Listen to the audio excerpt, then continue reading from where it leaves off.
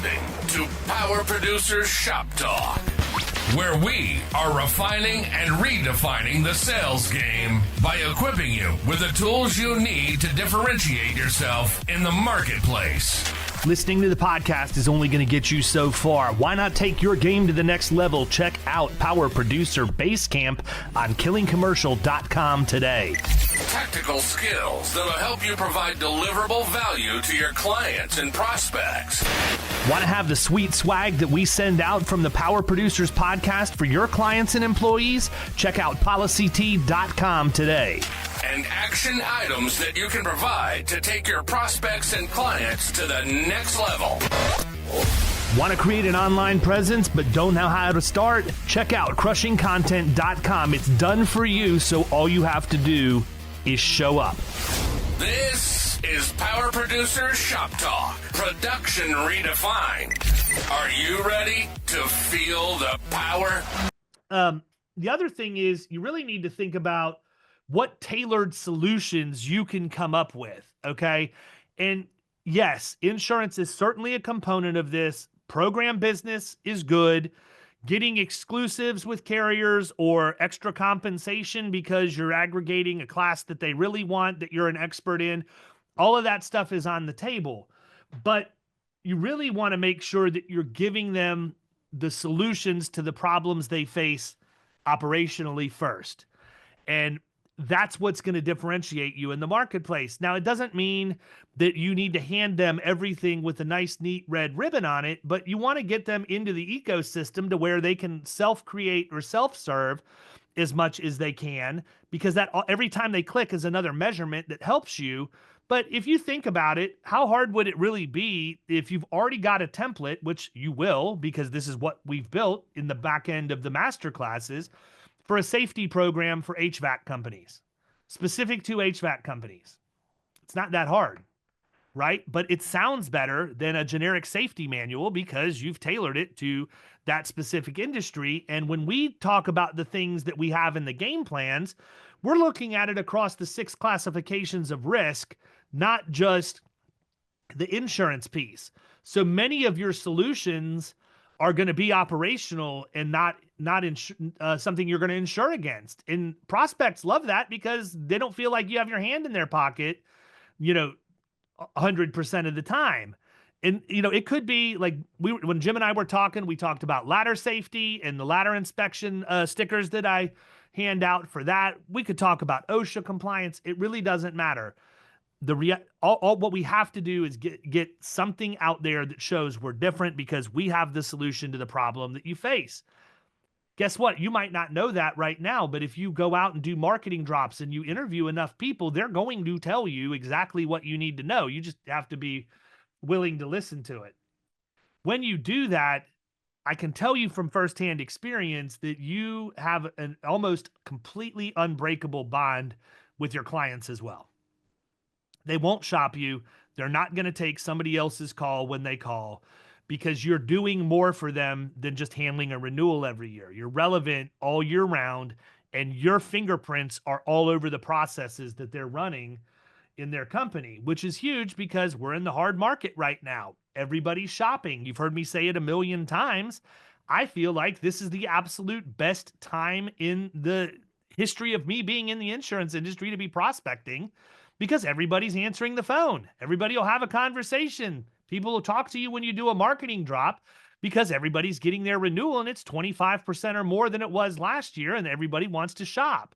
So it's really a great time for you to be out doing that. And I've always said, if I want to differentiate myself, I want to do it when the masses are out there talking to them, because if there's a gap of separation, it's going to be that much more evident if I'm presenting at the same time everybody else does.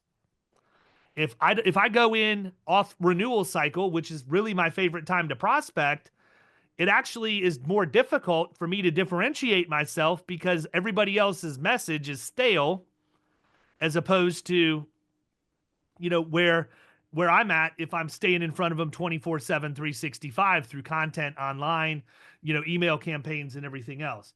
But you want to differentiate yourself or else there's no point in doing it. In the construction industry, there's a million things. If I'm a roofing company, I could talk about fall protection. I could talk about quarantining the area to keep,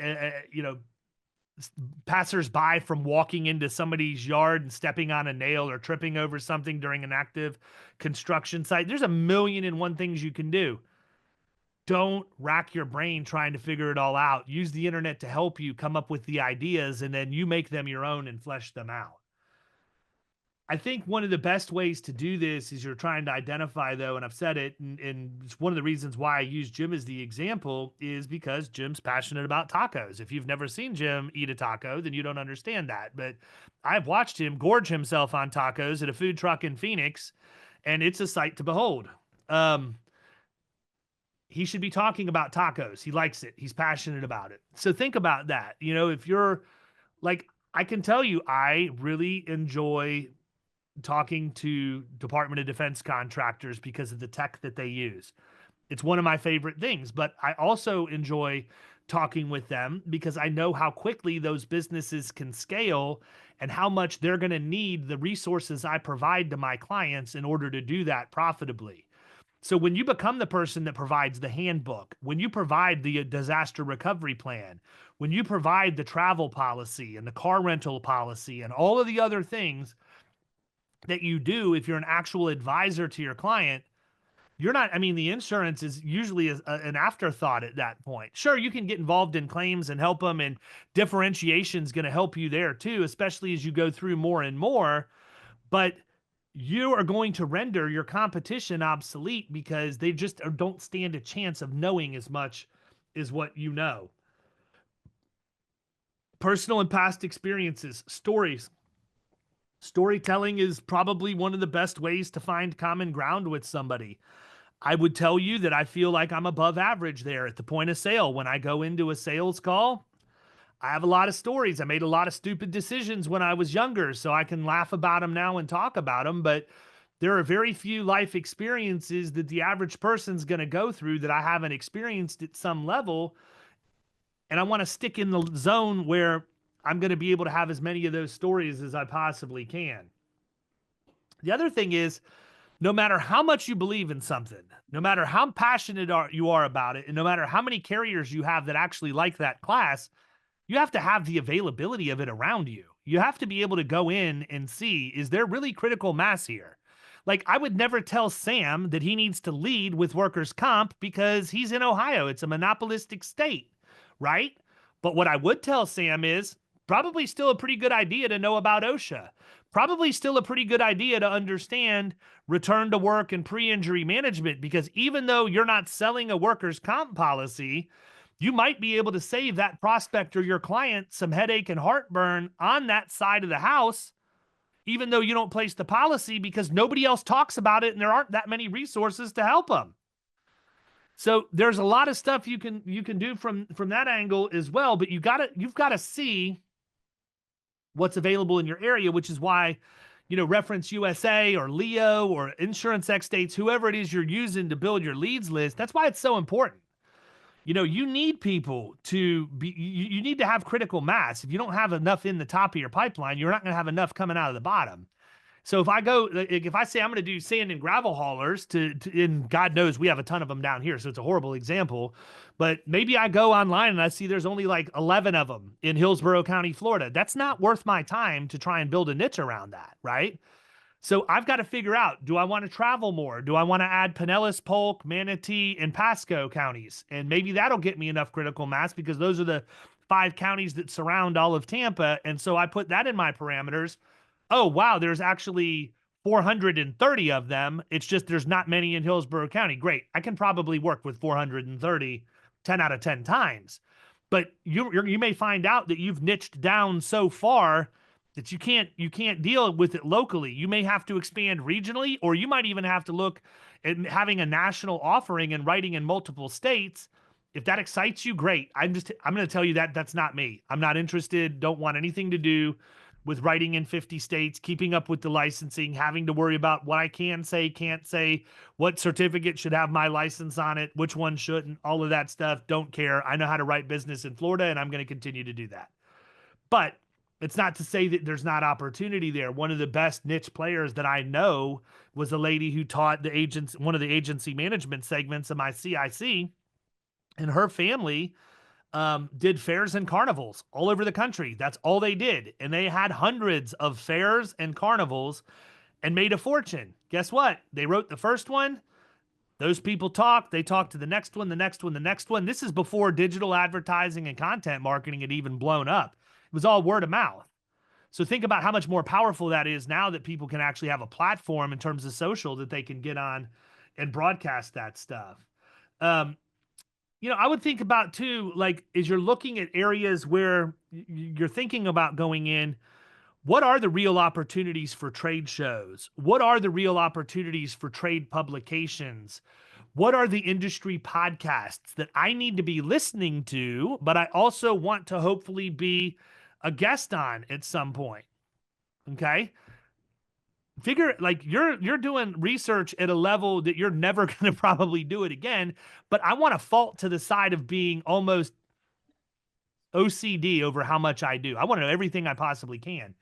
But I think that's really, really important because that's also going to get your message out. And if you get up and speak, I can tell you right now, I can go to any insurance conference in the country, get up and speak, and whoever's in the audience is pretty much going to take what I say as gospel truth. Is there a reason for that? Yeah, it's because they put me on stage. That's the only reason. It has nothing to do with what I know. It has nothing to do with the letters behind my name, how much business I've written. I'm immediately given a position of authority by being placed in front of other people to talk about a subject. It's one of the best ways that you can go out and get credibility. But guess what? Again, killing 2 birds, 3 birds, 4 birds with 1 stone. Record it. Have it online. You have instant content that you can turn into blog posts. You can create static content. You can create image reels and TikToks and all of that stuff from it. And you'll have a never-ending supply at that point. But look at what the trade shows are. And I'm going to actually do, I'll do it next week because it's an open call for producers too. But next week, we're going to get deep into how to succeed in trade shows. And with any luck at all, I might be able to coerce Gurley to come on here and lead the podcast with me so he can talk about some of the things he's done. But we've had quite a few people in Killing Commercial that have followed the playbook, figurative playbook. I don't have it yet. I'll add it to the list for how to do this, but they're doing really well with trade shows, man. And I know a lot of people don't think that works, but I'm here to tell you, if they don't think that works, it's because they don't have a plan. They just didn't. They just wanted to show up, get a booth, and think that business was going to come to them. That's not how it works. I have a really, really good strategy that has worked for me a lot in the past, and would work tomorrow if I had a trade show to go to. But Gurley has some things he does. Matthew Rogers also has some things that he's done that he and I have worked on. And so maybe we'll put together a panel if I can get those guys to commit to be here next Wednesday. But if not, I don't need them. I can talk about it myself. But figure out where those real opportunities are, because not every industry has one, right? Not everybody has a trade show. Not everybody does, has an association that does webinars and everything else. And I'm not talking about the trade association that wants you to stroke them a check for $1,000 so you have the privilege of doing a webinar. If you're a true professional, if you're a trusted advisor, they should pay you. Okay. I have these people all the time that says, hey, do you want to come to the Roofers Convention in Miami? We'll give you a keynote position and a booth for like $5,000. No. How about this? How about I come to the trade show in Miami and you pay me $10,000 for showing up? Like, that's how you have to think, because that's how a subject matter expert in an industry thinks. You're not an insurance whore anymore. You're not going there to just try and sell them policies. You're going there to differentiate yourself and become the expert. Another way that you can do this, before I get into that, I think there's other things that you need to consider. We carrier relationships, I'm not going to waste any time on. We already know that. Competitive analysis, I think, is one that we miss a lot on, though. I think we need to think about first training lesson. Who's our competition out there? Who are the people that we're seeing that are, in the same general class of business that, you're going out and cold calling and their name is showing up on deck pages, or, that they've called on your client because word has gotten back to you. You really do need to know who your competition is and what they're offering, because that's going to help you, again, tailor your solution to differentiate yourself out there. I mean, it's just common sense. But I think also it gives you an idea on ways you can stand out from them in unique ways, because everybody's got a great idea here and there, right? Every single one of us could come up with, a couple good ideas every month. Nothing wrong with taking that stuff and running with it. Maybe they have an idea, but then you build on that and make it even better. I have no problem borrowing from my competition. We've talked about, ideal client and prospect profile. We've talked about the value propositions and all of that. That stuff's all really important. Having niche specific marketing materials is really important. And I think the other thing is, I'm going to be honest with you guys. Our industry sucks about continuing education. It drives me nuts. It drives me absolutely bonkers, because there are people who trust us with their absolute livelihood, the biggest asset they have on their balance sheet. And I can't tell you the number of times back in the days. I'm only in insurance soup now, and that's so I can keep an eye on them. And I'm friends with Michael and Taylor, but I want to see what's going on in there. But I left every insurance group on social media. I'm not in any of them anymore. Massive distraction, and quite honestly, most of the time it just irritates the daylights out of me. And I don't need this. I don't need it polluting my headspace. How many times have you been in an insurance group and somebody says, "Hey, where's the cheapest and quickest way for me to get my continuing ed credits?" I'm pretty sure none of the people in my book of business want an agent who gets their continuing ed the quickest and the cheapest. And so I really sincerely believe that if you invest in your own continuing ed and do it the right way, you will differentiate yourself in the marketplace. But don't limit it to the insurance stuff. Go listen to the industry podcasts. So I don't know if they still have it. I'll have to find out what the name of the company or service was, but there used to be one website that you could go to, and you could search that website for every trade publication for every industry and sign up to get the magazines or the emails directly from that one website. I will dig and find it, because it's absolute gold. When I was doing a lot of stuff with like one of the classes for light manufacturing that I still write a good bit of it, but precision machining, my goodness, there are tons of periodicals and other resources that you can use to learn more about precision machining.